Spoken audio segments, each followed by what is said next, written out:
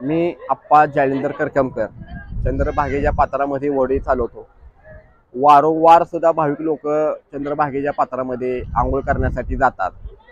आम्ही भाविकांना सांगतो जास्त पाणी खोल आहे, पाण्याचा अंदाज येत नसतो भाविक लोकांना।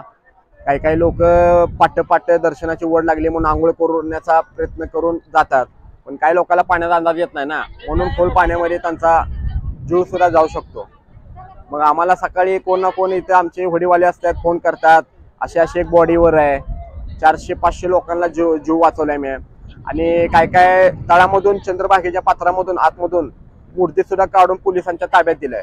शासनाने ह्याच्याकडे काहीतरी लक्ष दिलं पाहिजे।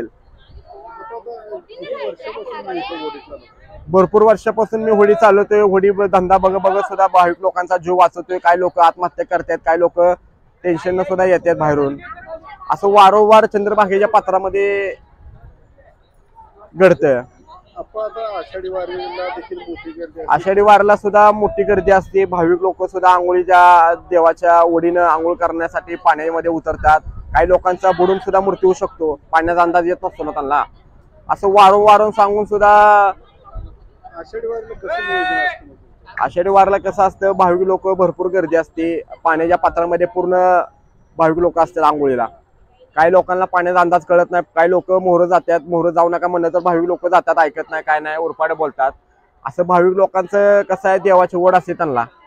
भाविक लोकांना फक्त काय आंघोळ करणे देवाची ओढ असते, पण भाविक लोकांना पाण्याचा अंदाज येत नाही ना पाण्यामध्ये। आतापर्यंत किती जणांचे प्राण वाचवले?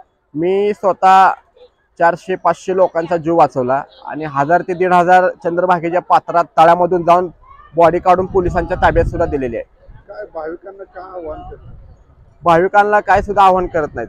भाविक लोकांना फक्त आंघोळी करण्यासाठी पाण्या पात्रात जाण्याचा विषय येत नसतो, पण आतमध्ये पाण्यामध्ये जातात ना, पण त्यांना अधिकारी म्हणा कोण म्हणा सांगत नाही ना, पाण्याच्या बाहेर पाण्यामध्ये आतमध्ये जाऊ नका, कमी पाण्यामध्ये आंघोळ्या करा।